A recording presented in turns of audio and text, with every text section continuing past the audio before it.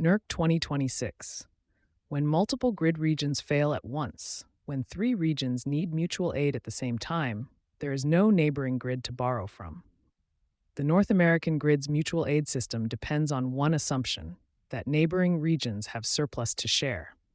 NERC's 2026 reliability data suggests that assumption is worth stress testing before peak summer, not after the first emergency alert arrives. The North American grid handles regional emergencies by moving power from areas with surplus to areas under stress.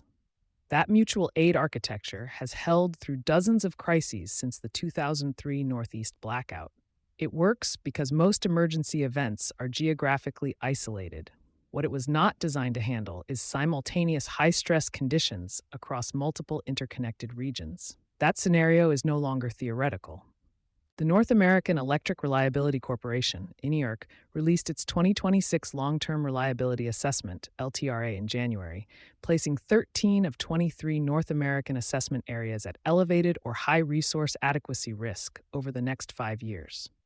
NERC's Director of Reliability Assessment and Performance Analysis described the demand growth projections as some of the highest the organization has tracked since it began collecting data in 1995. For executives building operational and financial plans against infrastructure assumptions, the document deserves a careful read beyond the headline risk numbers.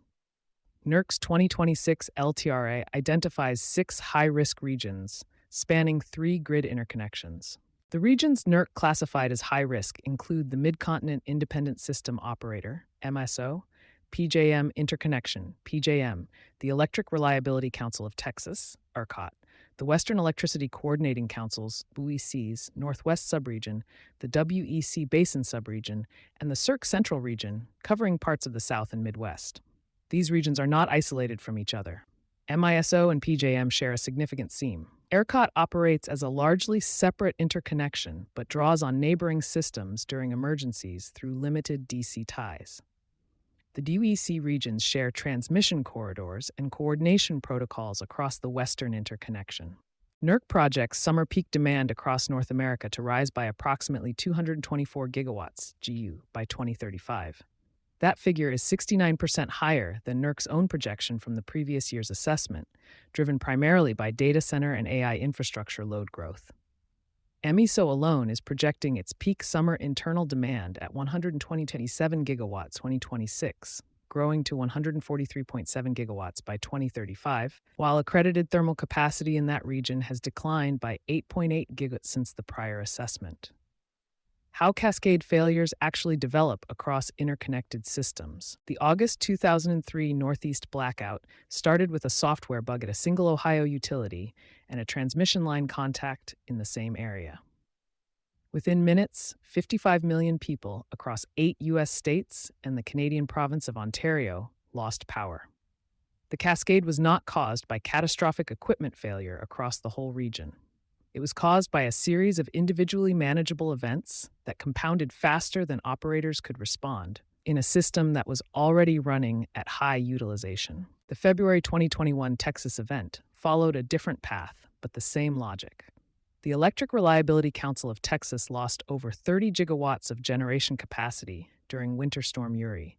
Neighboring systems in the Southwest Power Pool, SPP, and MISO provided what assistance they could, but both were managing their own demand spikes from the same cold event. The available mutual aid was not enough to prevent the shortfall that left millions of Texans without power for days.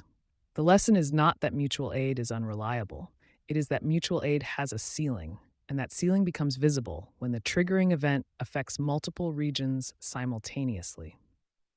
Summer 2026 risk conditions across MISO, PJM, and ERCOT simultaneously. All 3 of those regions are in NERC's elevated or high-risk category heading into summer 2026. MISO's accredited thermal capacity has declined at the same time demand forecasts have risen. PJM's new interconnection cycle opened in April 2026 with a 1 to 2 year review timeline, meaning new capacity approved today will not be online for this summer. ERCOT is projecting a summer peak of 94,650 megawatts for 2026, up from prior years, with the majority of recent capacity additions concentrated in solar, which ramps down precisely as evening heat events push demand to its daily peak. None of this means a multi-region failure event is likely this summer. NERC explicitly frames its assessments as risk identification documents, not failure forecasts. What it does mean is that the conditions supporting a simultaneous multi-region stress event are present in a way they have not been in recent memory. The planning question is not whether your region will have a problem. It is what your operational continuity plan assumes about neighboring regions when your own region has a problem.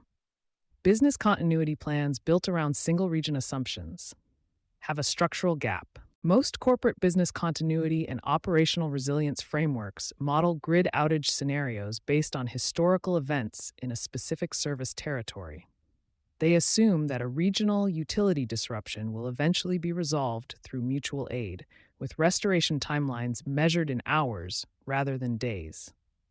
That assumption is reliable when the event is geographically contained. It becomes unreliable when the utility handling the restoration is simultaneously fielding mutual aid requests from multiple neighboring systems. Organizations with operations in more than one NERC high-risk region should map each facility against its regional grid operator and model what an isolated region restoration scenario looks like. The question for the executive team is not whether backup power is available at the facility level. It is what happens to operational sequencing, supply commitments, and customer SLAs if restoration in one region takes 5 times longer because the neighboring grid cannot provide assistance. That is a different conversation than the one most continuity plans are currently built around. The window for proactive planning closes when the first alert arrives. MISO, ERCOT, and PJM all operate demand response programs with enrollment windows and advance notice requirements. Grid operators issue emergency alerts in real time, and organizations that receive those alerts without pre-established load prioritization protocols and supplier communication plans are making decisions under pressure rather than against a plan. The practical implication of NERC's 2026 data is not panic. It is a prompt to verify, before the first heat event of the season, that the continuity assumptions built into your operational plan reflect a grid environment that is materially different from the one those plans were written around. You've been listening to Sustainability Soundbites by Environment and Energy Leader. For partnership opportunities, please reach out to our team.